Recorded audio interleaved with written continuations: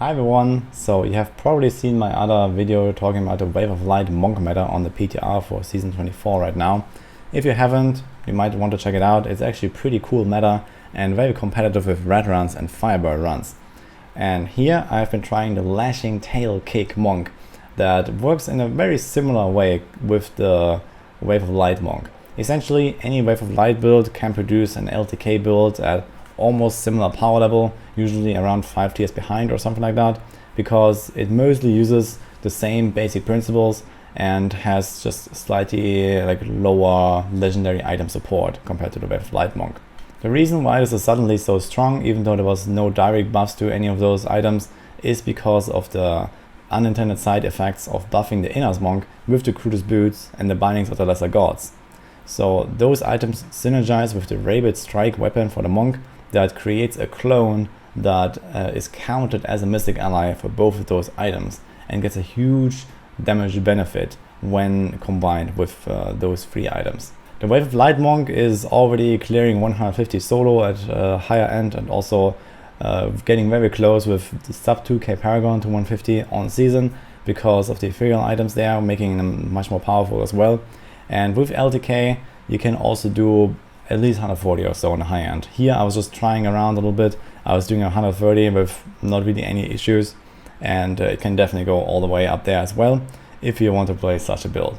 For now we don't know what exactly will happen to this build or Wave of Light because there are some bugs involved. They get a bit more damage buffs than they should, but I think that Blizzard is aware that people really like having a bit more variety, and especially the Wave of Light meta could be a really cool contender for next season for some kind of speed meta.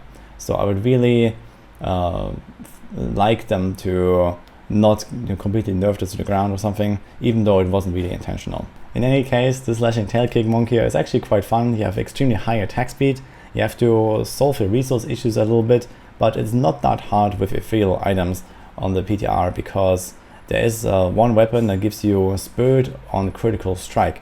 So when you have a bit of density, you can essentially refill your spirit just by kicking. You don't even have to use your mystic allies to refill and all that.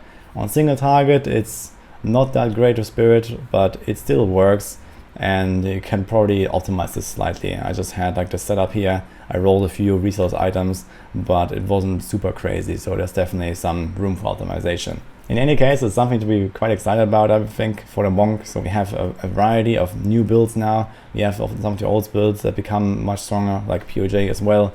It's going to be extremely good with ethereal items. It's going to deal 150 solo as well. There's going to be Inner, which I believe is going to be heavily buffed. There's going to be Wave of Light, hopefully, and also this. So in general, a lot of things to look forward to. And I just wanted to highlight this LTK kicking monk here because this is something that has really been lost for a long time. I'm not even sure when this was ever the meta, but maybe way back there was such a build, I believe. And now it has kind of received a new hype here, I would say. I'm not planning to make a full guide or anything like that yet, but we'll have to wait and see what will happen to the builds, because there is still a decent chance that this will kind of get nuked and not really be that strong anymore after the patch. But let's see. And it's definitely a really different playstyle from other builds. Especially what I like about lashing tail kick is the really fast attack speed and that you only deal damage to very few targets at a time. So you try to make small pulls because your big damage multipliers only work on 7 targets and not more. So you don't really have to drag around like an entire festering wood with you and try to fight 6 lead packs at once or something like that. You just go in, have some small pulls and then punch them down. It is a bit clunky in some sense that you have to rely on your clone. So there is this Rabid strike weapon, and this one will actually deal all the damage for you, and your own kicks don't really matter. So I don't like that too much, but you have this teleporting little clone going in all directions, as you can see, and it doesn't always hit exactly what you want it to hit.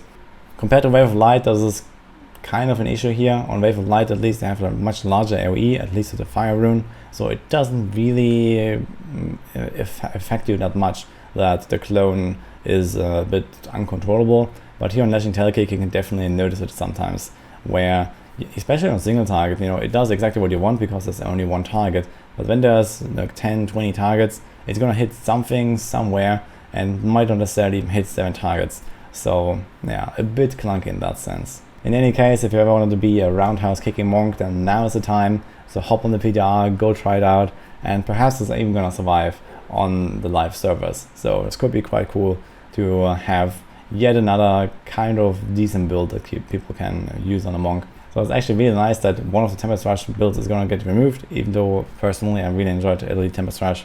So exciting times ahead. I just want to highlight this little run here and draw some attention to that setup, which is kind of playable now, and perhaps we're actually gonna see that next season. So hope you enjoyed this video, and I'll see you guys next time.